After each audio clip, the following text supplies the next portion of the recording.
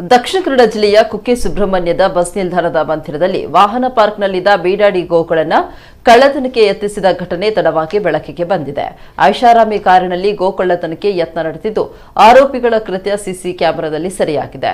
Innova ಕಾರಿನಲ್ಲಿ ಕಳ್ಳತನಕ್ಕೆ ಬಂದಿದ್ದ ಕಳ್ಳರು ಸ್ಥಳೀಯರನ್ನ ಕಂಡ ಕೂಡಲೇ ಕಾಲ್ಕಿತ್ತಿದ್ದಾರೆ.